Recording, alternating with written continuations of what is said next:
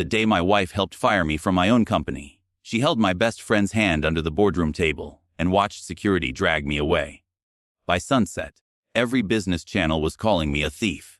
By midnight, my bank accounts were frozen, my office had been emptied, and the woman I had slept beside for 14 years had moved into a hotel paid for by the man who stole my company. They thought my story was over.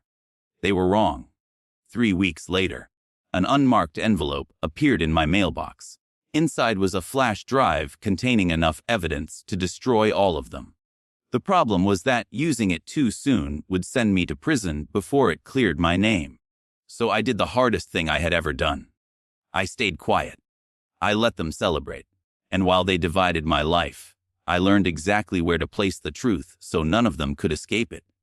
My name is Ethan Carter. I built Cartersoft in Austin, Texas, from a folding table in a one-bedroom apartment. I was 28 years old then. I had $600 in savings, a laptop that overheated every hour, and an idea everyone called boring. I wanted to make simple software for small businesses. One program for inventory, payroll, sales, taxes, and bills. Nothing flashy. Nothing designed for giant corporations. I wanted something a mechanic, a bakery owner, or a family hardware store could understand without hiring an expert. My parents told me to find a stable job. My friends told me the market was already full. Lauren, my wife, told me she believed in me. At least, that was what she said. For 2 years, I worked before sunrise and long after midnight. I drove rideshare at night to cover rent. I answered customer emails while eating instant noodles. Sometimes I slept on the floor beside my desk because walking 10 feet to the mattress felt like wasted time. The first version of Cartersoft was ugly. It froze. It lost reports. Once, it printed an entire customer list in letters the size of postage stamps. But people kept using it because it solved real problems. One customer became 12. 12 became 200. 200 became 5,000. That was when Ryan Miller joined me. Ryan had been my best friend since college. I was the quiet one who built things. Ryan was the man who could enter a room full of strangers and leave with 3 investors, 4 new friends, and someone offering him free office space. He had slept on my couch when his father threw him out. He had stood beside me at my wedding and toasted Lauren as the only woman patient enough to love a man who spoke more easily to computers than people. I trusted him with everything. That was my first mistake. Ryan helped Cartersoft grow faster than I imagined. He brought in investors. He handled public relations. He made people believe we were not 2 exhausted men working out of a borrowed warehouse. He made us look like the future. Then we hired Melissa Grant as Chief Financial Officer. Melissa was brilliant, controlled, and impossible to surprise. She found missing pennies in $1,000,000 reports. She could read a contract once and remember every dangerous sentence. She never raised her voice. She never needed to. With me building the product, Ryan selling the vision, and Melissa managing the money, Cartersoft exploded. By the time I turned 38, the company had 200 employees and a value near $80 million. We moved into a glass office tower downtown. Magazines called me a visionary. Business schools invited me to speak. People who had ignored my early calls suddenly claimed they had always known I would succeed. I started believing the praise. That was my second mistake. Success makes you busy. Being busy makes you careless. And carelessness gives betrayal room to breathe. Lauren changed slowly. That was why I missed it. She stopped asking about my day. She began taking calls in another room. She started attending charity dinners I was never invited to. When I asked what was wrong, she smiled and said I was stressed. I knew I had not been a perfect husband. I missed dinners. I forgot a weekend trip she planned. I once took a conference call during our anniversary dessert. Each time, I apologized and promised the next quarter would be easier. The next quarter was never easier. Ryan changed too. He canceled our Friday lunches. He approved expenses without consulting me. He held private meetings with Melissa and called them routine financial reviews. Every time I questioned him, he laughed. You built a great company, Ethan. Try enjoying it. I wanted to believe him, so I did. Then came the biggest deal in Cartersoft's history. A national retail chain wanted our software in more than 3,000 locations. If we closed the contract, our value could double in a year. The deal had taken 9 months. I had spent half that time traveling between Austin, Chicago, and Atlanta. The final board vote was scheduled for a Monday morning in April. The night before, Lauren barely spoke during dinner. "Are you nervous?" I asked. "No. You seem nervous." She moved food around her plate without eating. "What happens after the vote?" "We'll celebrate." "I mean after that. Does anything change?" I thought she was asking about work. "We'll hire more people. We expand support. Maybe we finally take that trip to Italy." She looked at me for a long second. "You always say maybe." I reached across the table, but she pulled her hand away to lift her wine glass. That should have warned me. The next morning, she was already dressed when I came downstairs. She wore a white blouse, a black skirt, and the diamond earrings I had given her for our 10th anniversary. "You look beautiful," I said. She gave me a thin smile. "Big day for you." "For us," I corrected. She stared at me as if she wanted to say something. Then she kissed my cheek, not my lips, my cheek. Later, I understood that it was goodbye. When I reached the office, 2 security guards were standing beside the elevators. The receptionist would not meet my eyes. Through the conference room glass, I saw every board member seated around the table. Ryan was there, Melissa was there, and Lauren was there. Lauren did not work for Cartersoft. She had never attended a board meeting in her life. My stomach tightened before anyone spoke. Howard Blake, the board chairman, pointed to the empty chair across from him. "Ethan, sit down." "What is this? Please sit." I sat. Howard pushed a thick folder toward me. Inside were bank records, approval forms, email chains, and digital signatures. The first page said I had authorized 6 secret transfers into private shell companies. The total was $9.4 million. I laughed. Not because it was funny. Because my mind could not accept what my eyes were seeing. "This is fake." Nobody answered. I looked at Melissa. "You know I did not approve this." She folded her hands and lowered her eyes. I turned to Ryan. "Tell them." He breathed out slowly, like a man carrying a terrible burden. "We all want to believe there is an explanation. We all want to believe. That was not a defense. That was a performance." Then I looked at Lauren. "Tell them I would never do this."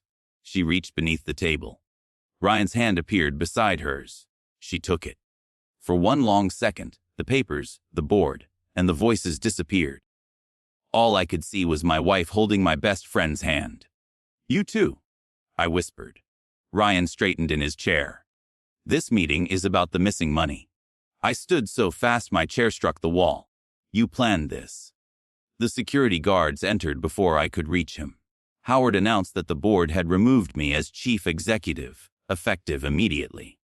My access was revoked. My shares were restricted pending investigation. I was not allowed to contact employees or enter company property. "You are making a mistake," I said. Lauren finally spoke. Her voice was calm. Too calm. "No, Ethan. You made the mistake when you thought everyone would keep living in your shadow forever." There it was.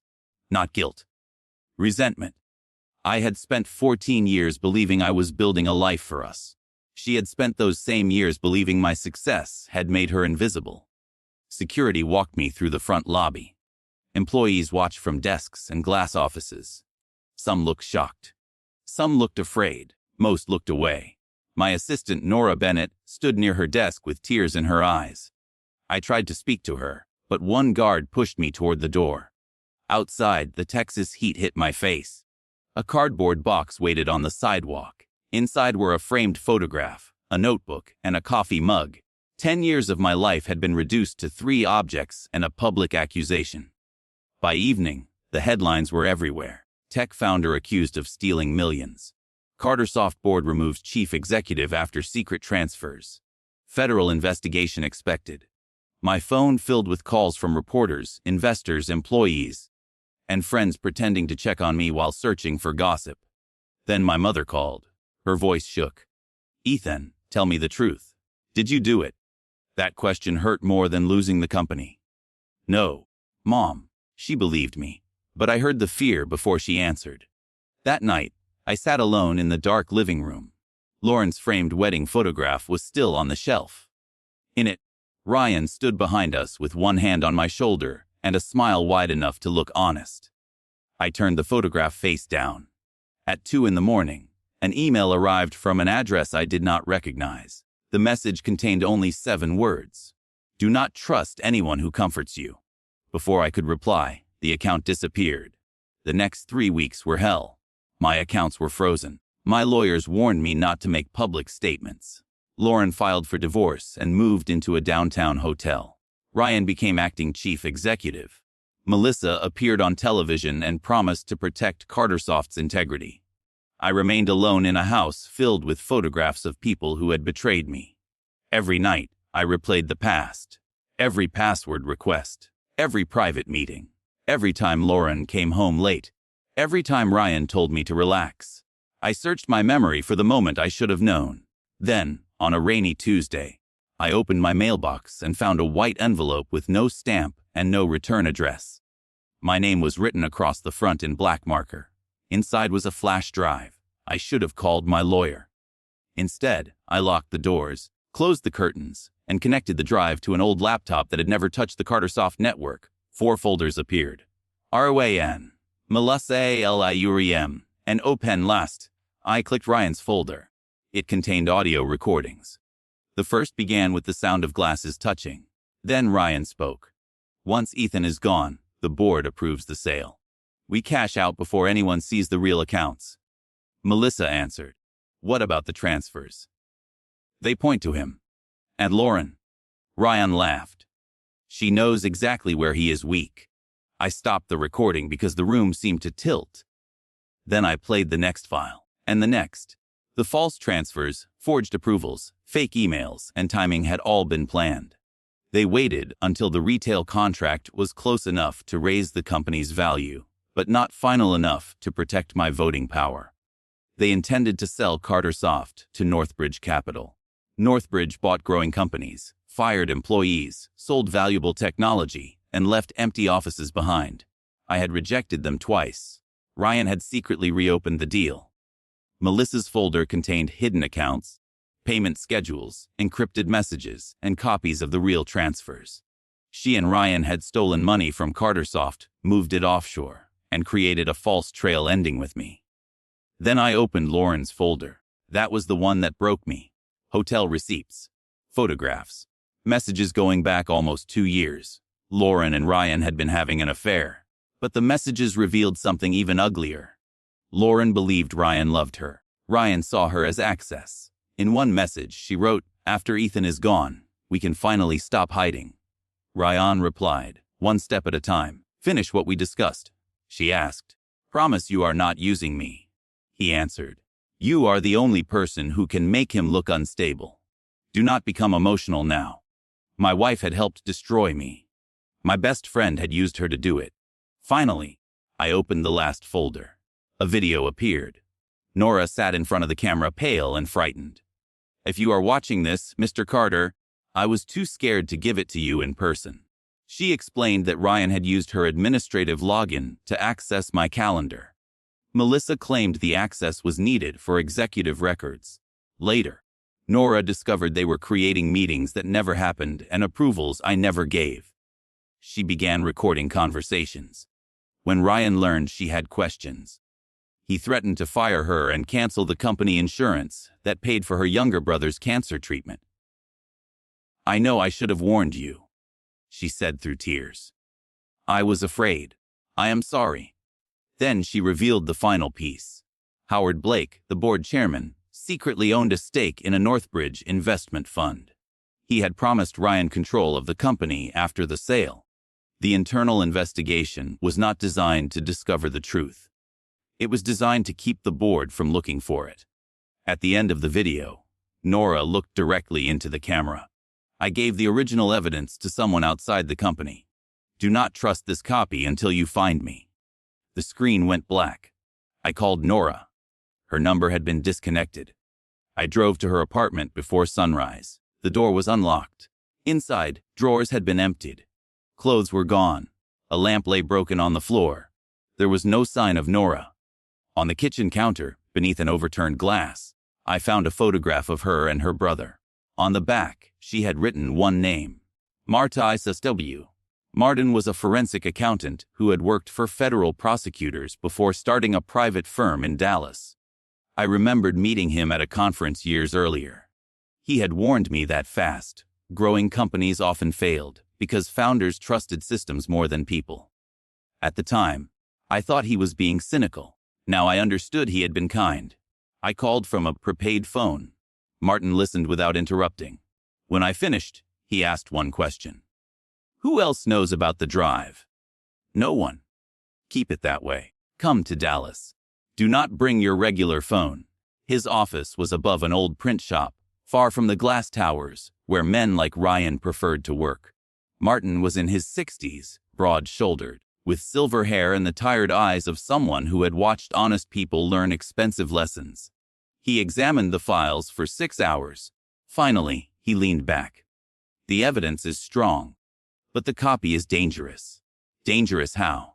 If we give this to investigators now, Ryan will claim you created it. Melissa will say the records were altered. Howard will use the board's lawyers to bury us. Your old access to company systems gives them an easy argument, so the truth is useless. No. Truth without a clean chain of custody is weak. We need the originals. We need Nora. And we need them to say something they cannot explain away. I wanted to storm into Cartersoft and put the recordings on every screen. Martin made me wait. Waiting felt like surrender. It was not. Waiting was the beginning of revenge. For the next 10 days, I disappeared. My lawyers told the press I was cooperating. Ryan assumed I was hiding in shame. Lauren's attorney demanded half the house and a settlement. Melissa accelerated the Northbridge sale. Meanwhile, Martin and I rebuilt the crime from the ground up. We traced the shell companies through Nevada, Delaware, and the Cayman Islands.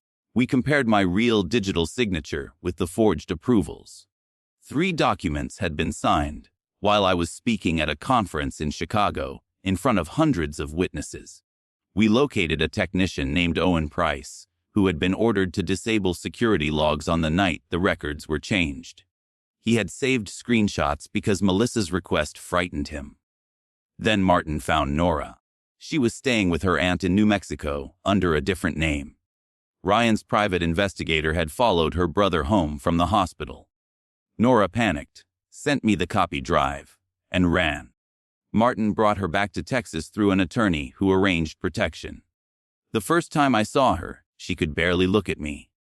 I am sorry, she whispered. You were threatened. I still helped them. You also saved the truth. She handed Martin a sealed evidence bag containing the original recorder, the original drive, and a notebook of dates. That should have been enough. It was not. Howard controlled the board. Ryan controlled company communications. Melissa controlled the financial records. Even with evidence, they could delay the case until after the Northbridge sale. Once Northbridge owned Cartersoft, hundreds of employees would lose their jobs, and the technology I had built would be broken into pieces. We had 12 days before the final acquisition vote. Then Lauren called me. I almost ignored her. Her voice sounded smaller than I remembered. Ethan, I need to see you. You can speak through your attorney. Ryan is sleeping with Melissa. But for a moment, I said nothing. Then I laughed. It was not kind, but it was honest. Lauren began crying. He told me we would be together after the sale. He told you what he needed you to believe. I did terrible things. Yes, I can help you. I wanted to hang up. I wanted her to feel the same helplessness she had watched me feel in the boardroom. But revenge requires discipline. Anger wants immediate pain. Justice wants the whole truth. So I met her in a quiet restaurant outside Austin with Martin seated 2 tables away.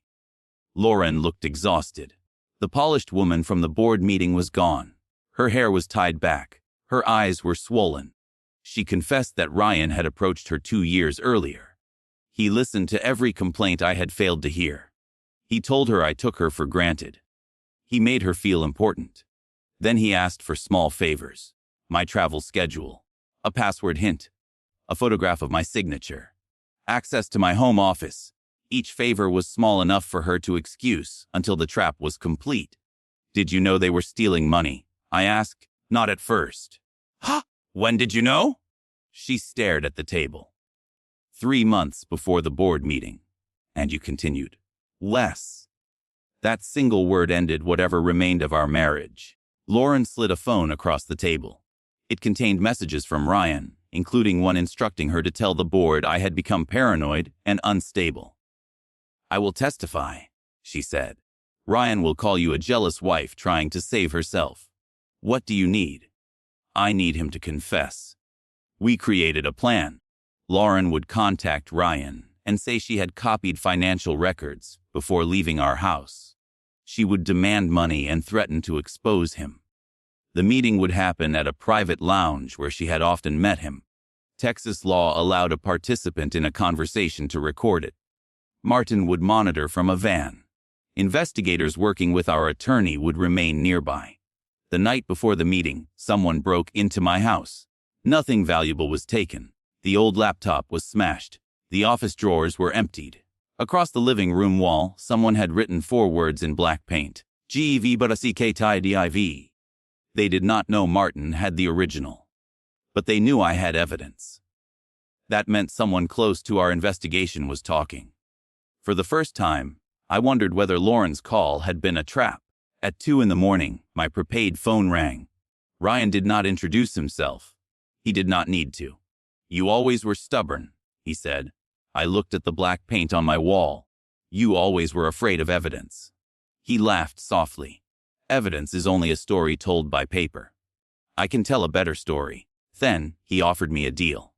I would surrender every copy of the drive, sign a statement admitting I had approved the transfers under pressure, and leave Texas. In return, he would arrange a private settlement large enough for me to disappear comfortably. What happens to the employees after Northbridge buys the company? I asked. That is not your concern anymore. It was always my concern. No, Ethan. Your concern was seeing your name on the building. Do not pretend this is noble. His words found the part of me that still carried guilt. I had missed birthdays, dinners, and warnings. I had loved the company in a way that often made people around me feel second. But guilt and guiltiness are not the same thing. I could admit my failures without accepting his crimes. You are right about one thing, I said. I cared too much about my name. Ryan became quiet. So tomorrow, I continued, I am going to make sure everyone remembers yours. I ended the call. Martin had recorded it from the next room. Ryan had not confessed to the fraud, but he had admitted knowledge of the drive and tried to purchase my silence. It was one more thread.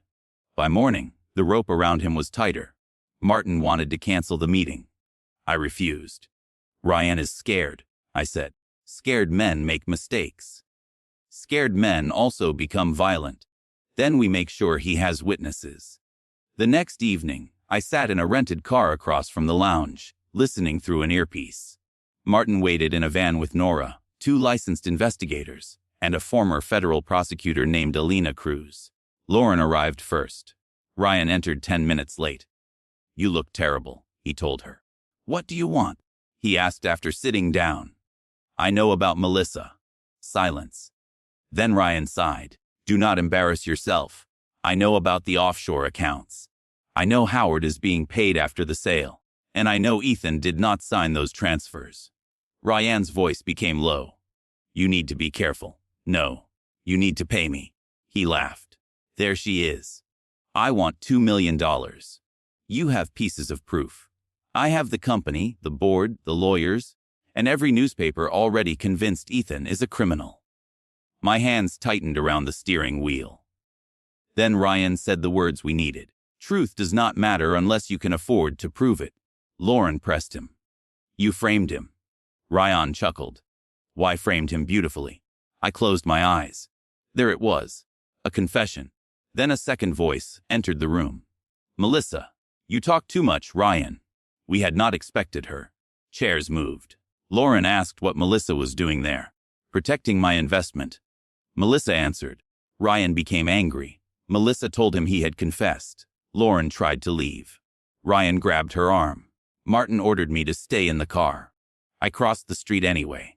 When I entered the lounge, Ryan was still holding Lauren. Melissa stood near the door with her purse open. She saw me first. Her face lost all color. Ryan turned. For one beautiful second, he looked afraid. Then the smile returned. Look who crawled out of hiding. I smiled back. Miss me. Lauren pulled free. Ryan looked from her to me and understood. You recorded this. Martin entered behind me with the investigators and Alina. Every word, Martin said. Melissa reached into her purse. One investigator caught her wrist before she could remove the phone inside. The screen showed an active call to Howard Blake. Howard had been listening. That explained the break-in. It also gave us something better than a warning. It gave us panic. Alina spoke into the phone. Mr. Blake, do not destroy anything. Federal agents are already preparing preservation orders. Howard ended the call. Ryan laughed, but the sound was thin. You think one recording saves you? I still control Cartersoft. No, I said. You control a stage. Tomorrow morning, you are going to stand on it. The final Northbridge acquisition meeting began at 9 the next day. At 8:55, I entered Cartersoft through the service entrance with Alina, Martin, Nora, Lauren, 2 federal agents, and 3 board members who had agreed to hear our evidence privately. The main conference room was filled with executives, attorneys, investors, and press representatives invited by Ryan to celebrate the sale.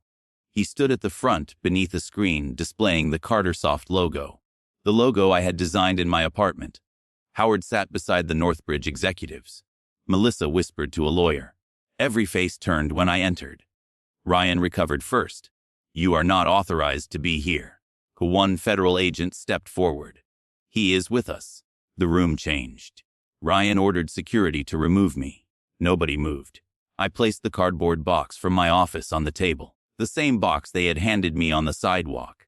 Inside were copies of the forged transfers, ownership records for the shell companies, security logs, Nora's notebook, Owen's screenshots, Lauren's messages, and the transcript from the lounge. Ryan called everything fabricated. Then Nora entered. He stopped speaking.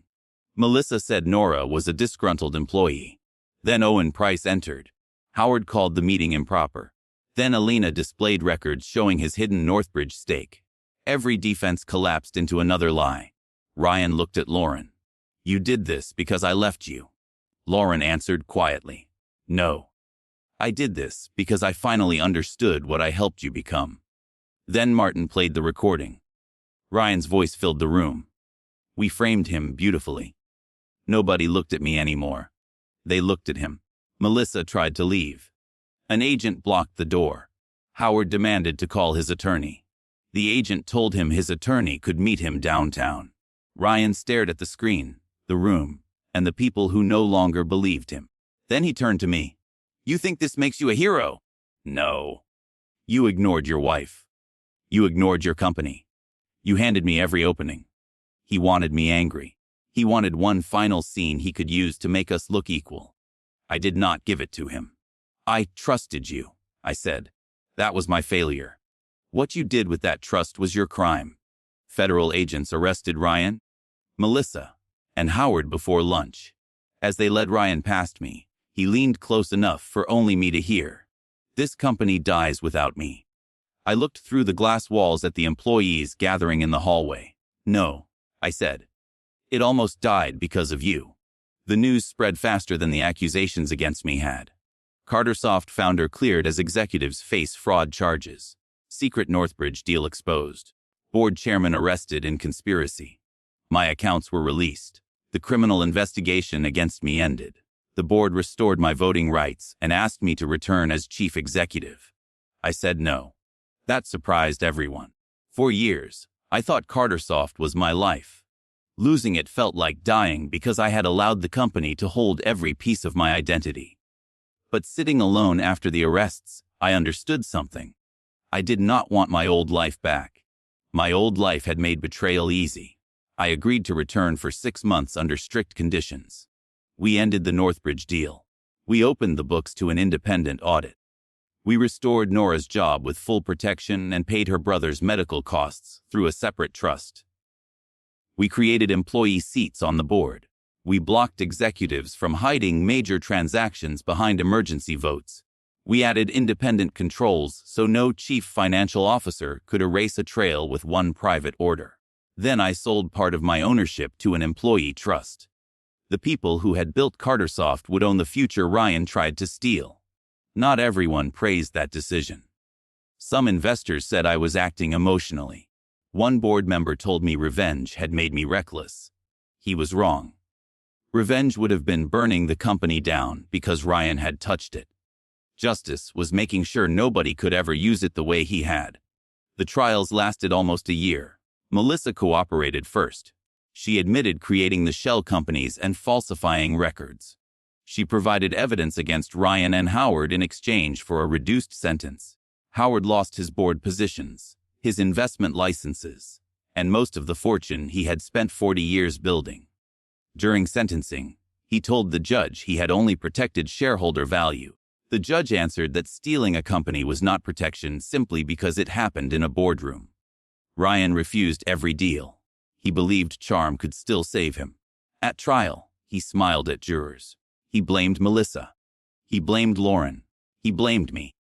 He said I had built a culture where everyone feared disappointing me. Then prosecutors played his own recordings. They played his offer to buy my silence. They played the lounge confession. They displayed his messages to Lauren and his secret promises to Howard. Nora testified for nearly 4 hours. Her voice shook at first. Then the prosecutor asked why she had risked everything to save the evidence. She looked toward me, then toward Ryan. Because fear was already controlling my life, she said. Telling the truth was the first decision that belonged to me. The jury convicted Ryan on every major charge. He was sentenced to 19 years in federal prison. When the judge asked whether he had anything to say, Ryan stood and accused everyone of betrayal. He did not apologize to the employees whose jobs he had gambled. He did not apologize to Nora. He did not apologize to me. He only complained that people he trusted had turned against him. That was the final proof of who he was. Even in defeat, Ryan believed trust was something owed to him and never something he had to deserve. Lauren pleaded guilty to conspiracy, identity theft, and obstruction. She avoided a long prison term because she cooperated, but she lost the house settlement she had demanded. Most of her remaining money went toward restitution. The last time we spoke was outside the courthouse. She looked older. Not because of time, because excuses had finally stopped protecting her. I did love you, she said. Maybe. I was angry all the time.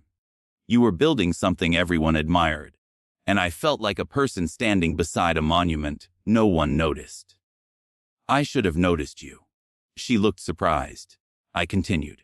But being lonely did not force you to photograph my signature. Feeling invisible did not force you to help steal from 200 employees. Ryan used you, but you chose to become useful to him. Tears filled her eyes. Will you ever forgive me? I hope one day I stop carrying what you did. That is not the same as giving you back a place in my life. Then I walked away. For a long time, revenge had been the image of Ryan losing everything. When that day came, it felt smaller than I expected. Justice did not restore the years.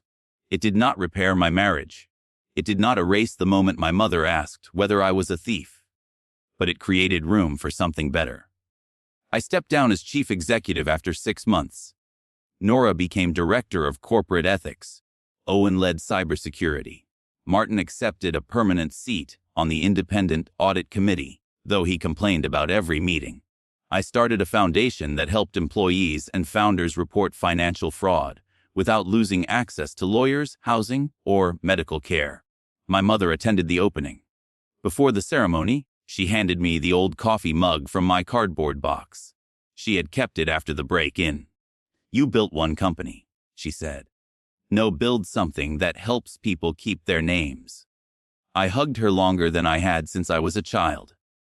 I am sorry you had to ask me that question, she whispered. You were scared. I should have known. You called me. You listened. That was enough. I meant it. There are wounds that heal when someone finally says the perfect words. There are others that heal when you decide imperfect love is still love. 2 years later, I returned to the Cartersoft building for the first employee ownership meeting. The lobby looked different. The company had replaced the giant portrait of the founders with a wall of photographs showing employees from every department. My picture was there, but it was not larger than anyone else's. I liked that. Nora met me near the elevators. Her brother was in remission. She had cut her hair short and carried herself like she no longer expected every hallway to contain a threat. "Do you miss it?" she asked. "The office." "Ah, the power." I thought about the boardroom, the security guards, the headlines, and the box on the sidewalk. Then I looked through the glass at employees voting on their own future. "No," I said. I confused control with safety for a long time. After the meeting, I stopped at my old office. Someone else used it now. The desk faced a different direction. Family photographs covered one shelf. A child's drawing was taped beside the window. For a second, I expected grief. Instead, I felt relief. The room had survived me, so had the company. That evening, I drove to my mother's house outside Austin. We ate dinner on her porch while the sky turned orange over the fields. She asked whether I ever thought about Ryan. "Sometimes." "Do you hate him?" I considered the question.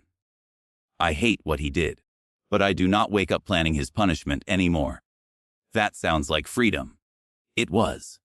A month later, a letter arrived from federal prison. Ryan had written my name across the envelope in the same sharp handwriting I remembered from college. I did not open it immediately. For 3 days, it sat on my kitchen counter. Part of me wanted an apology. Part of me wanted proof that prison had made him understand. A darker part wanted to read that he was miserable. On the 4th morning, I carried the letter to the foundation office. Nora saw it in my hand.